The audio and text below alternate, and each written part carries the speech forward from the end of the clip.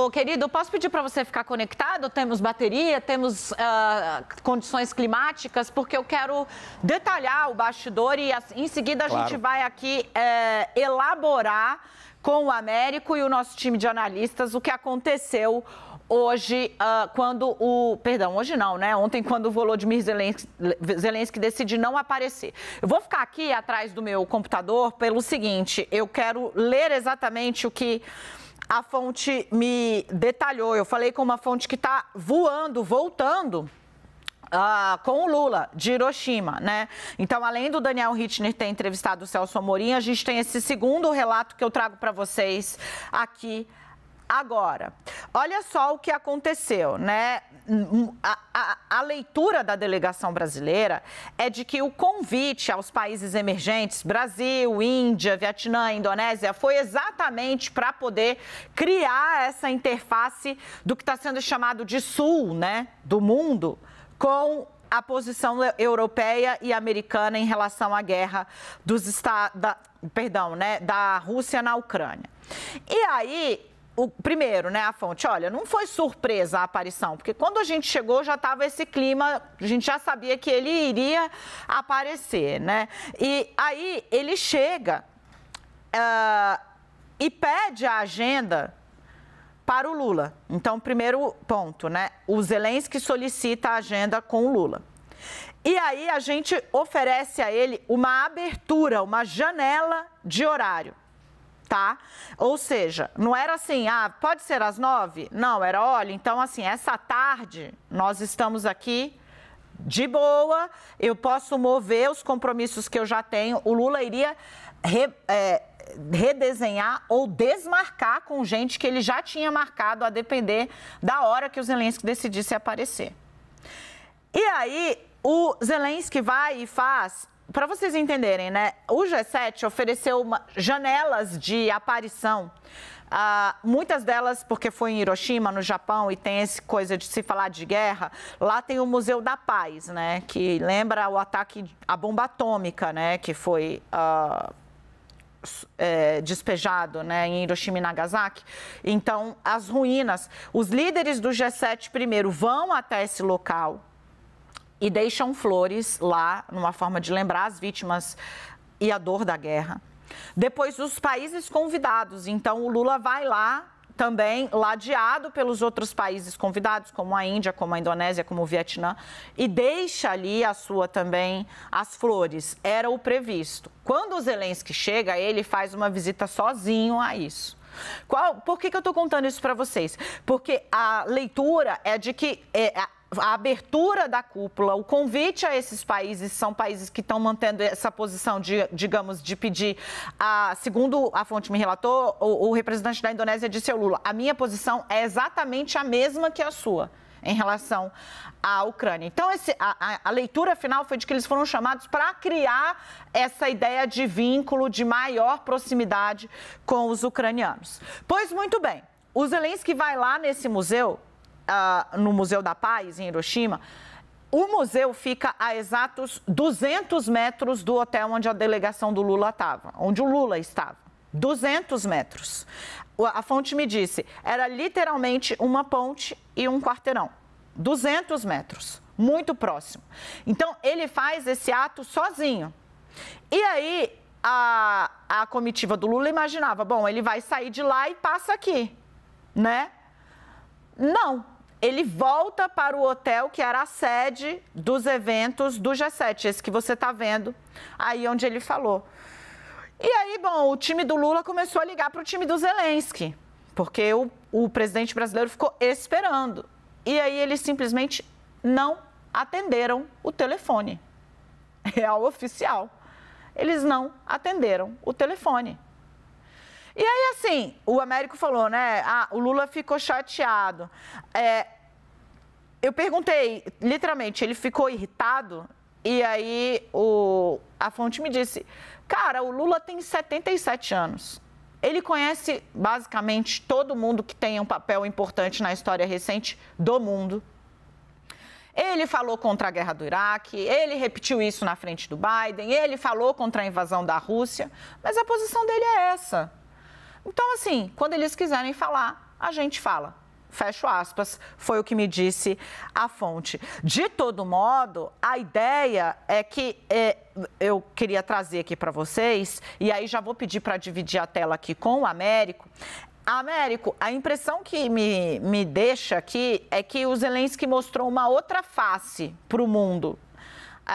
Com esse gesto, que é basicamente o seguinte, né? Não se chegou, me disse a fonte, nem ao ponto de ele dizer que, olha, faltou segurança para eu poder entrar no hotel, estou sem um aparato para poder fazer isso, enfim. Não teve nada, né? Ele simplesmente parou de atender o telefone. Porque além de não aparecer, ele faz uma troça. Perguntam se ele ficou frustrado, a imprensa aparentemente não tinha entendido o que tinha acontecido até então, se ele ficou frustrado de não ter tido encontro com o Lula, e aí ele disse, quem ficou frustrado foi ele, ninguém entendeu, mas é por isso, ele deu um bolo mesmo, literalmente. Eu, assim, em termos de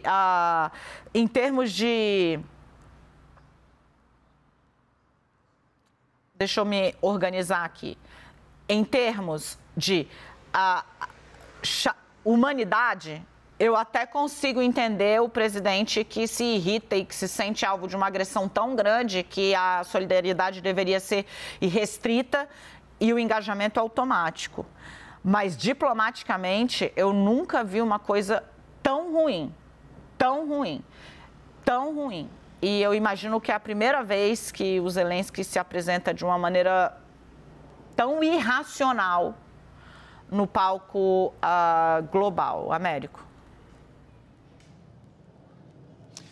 Dani, você tem razão, especialmente nesse ponto que ninguém entendeu e foi gratuita essa provocação dele quando fez a entrevista logo no finalzinho, dizendo que era o presidente Lula que deveria ter ficado aí decepcionado por não ter se encontrado com ele. Quando a gente sabe que aconteceu essa movimentação toda. Nós estamos falando desse pedido do Zelensky de encontrar com o Lula desde o dia em que ele confirmou que ia a Hiroshima. E teve 3 grandes objetivos na viagem do Zelensky.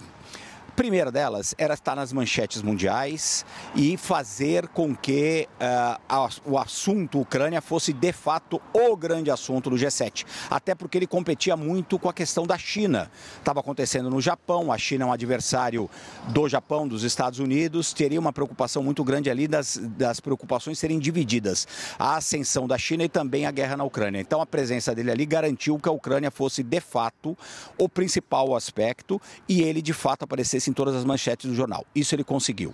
O segundo objetivo era, obviamente, reforçar os links ali, as conexões dele com os líderes do G7 e tentar conseguir algumas concessões a mais. Ele também conseguiu isso, porque fez várias reuniões bilaterais e reuniões gerais. A Ucrânia foi o centro dos holofotes e começaram, inclusive, a conversar sobre a possibilidade dos Estados Unidos entregarem jatos F-16 muito poderosos, jatos militares para a Ucrânia. Então, ele conseguiu também reforçar ainda mais essa aliança que ele já tem com o G7.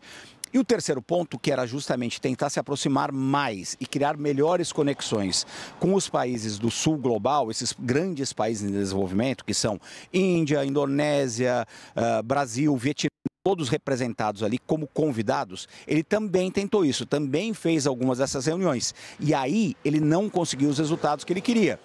Inclusive, ele se reuniu, por exemplo, com o primeiro-ministro da Índia, o Narendra Modi, e essa reunião não foi tão boa, não foi o que ele esperava.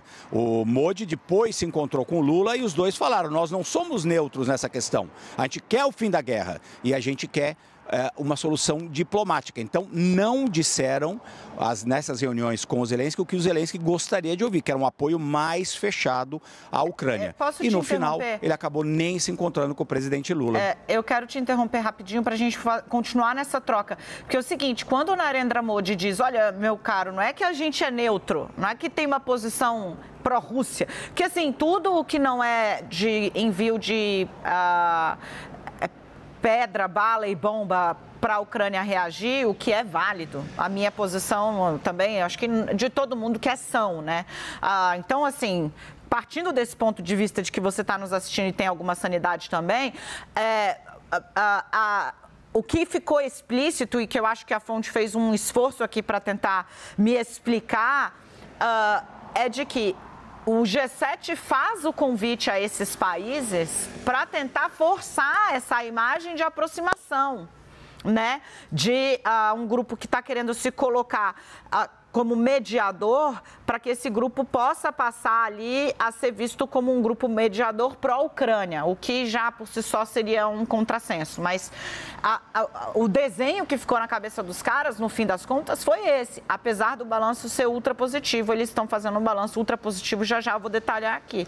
E no fim, os países aparentemente não caíram, porque tem esse registro público do Narendra Modi, que o Américo estava falando, o Lula também, que manteve um discurso crítico, né, a posição de estímulo à guerra. Inclusive, aqui a CNN disse, olha, Lula sobe o tom com o Biden. Eu não acho que ele estava subindo o tom com o Biden, ele estava reafirmando na frente do Biden algo que ele já havia dito, inclusive, para o próprio Biden nos Estados Unidos, né, de que, assim, alimentar a máquina da guerra da Ucrânia vai acabar esticando a guerra. Olhando um pouco mais a fundo, Américo, e aí eu quero ver se a gente bate a apuração, o que a fonte me diz é que a análise que chegou para o Lula, depois dessa participação e das conversas, né, que ele teve com o Macron, aliás, já eu vou detalhar, o Macron quer que o Lula vá à França no mês que vem, é que a Europa está entrando em guerra mesmo com a Rússia, que está havendo um alinhamento ali que já está muito difícil. A guerra está escalando, me disse a fonte, né? O que seria, cara, trágico. Diz que o Lula, nas conversas e também no discurso, falou, olha, todas as maiores guerras detonadas nos últimos 20, 30 anos, todas elas foram por membros do Conselho de Segurança da ONU. Então, os Estados Unidos invade o Iraque sem consultar a ONU. A França também vai lá na Líbia, não fala com ninguém, não consulta a ONU, invade guerra. Agora, a Rússia, que também é membro do Conselho de Segurança da ONU, invade a Ucrânia. O que está acontecendo, né? Porque são membros que ignoram o próprio Conselho. De todo modo, eu acho que, no fim, esse no-show e esse ar de deboche pode acabar dizendo contra ali o que o Zelensky, a imagem pública que ele vem construindo, né, de grande estadista que está usando de todos os recursos possíveis e imagináveis para defender a autonomia do seu território. Dani, você levantou alguns pontos importantes aí. Um deles é essa questão do Conselho de Segurança da ONU. E o presidente Lula usou exatamente esses exemplos que você levantou, essas guerras que foram provocadas pelos países, provocadas ou teve a participação direta desses países que são membros permanentes do Conselho de Segurança. Ele usou esses exemplos para pedir, mais uma vez, reformas no Conselho de Segurança da ONU. Reformas que são muito difíceis de ser alcançadas pelo xadrez político internacional. Então, se o Brasil, essa pretensão do Brasil fosse atendida, por exemplo, Japão teria que entrar, Alemanha teria que entrar, a Índia teria que entrar. A China, por exemplo, que em princípio é aliada do Brasil, teria vários problemas com o Japão no Conselho de Segurança, por exemplo, e com a Índia também, que são rivais regionais. Então, é uma questão muitíssimo complicada essa. E o temor é justamente que a guerra escale. Agora, também, e você fez esse ponto aí logo no início da narrativa, logo no início da sua explicação,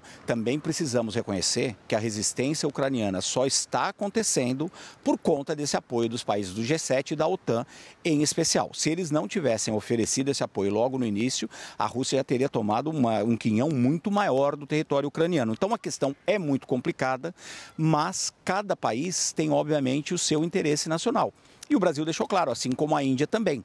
Nós gostaríamos de mudanças no Conselho de Segurança, nós achamos que esse sistema não tem funcionado e nós não queremos que a guerra escale. Essa frase do Narendra Modi, de que nós não somos neutros, o ministro Mauro Vieira e o pessoal do Itamaraty vem repetindo a exaustão também. Vem lembrando, olha, não é que o Brasil é neutro, não é que o Brasil tem a mesma posição. O Brasil votou contra a invasão da Ucrânia, mas agora tenta se colocar como mediador para a paz. Em princípio, o presidente Lula conseguiu até se colocar nisso, porque ele teve reuniões bilaterais muito importantes com vários atores, tanto do mundo em desenvolvimento como do G7, discutindo exatamente isso. E hoje, o primeiro-ministro dinamarquês, a Dinamarca é um pequeno país, mas importante na União Europeia, defendeu que o Brasil, a Índia, a Indonésia participem sim de um grande fórum para tentar resolver a paz. Em algum momento, é muito provável que esse fórum aconteça, mas não neste momento, porque, voltando ao ponto inicial de tudo, nem Rússia, nem a Ucrânia querem negociar a paz nesse momento. Eles querem conseguir mais vitórias militares para mais na frente tentar negociar numa posição de mais força. Dani.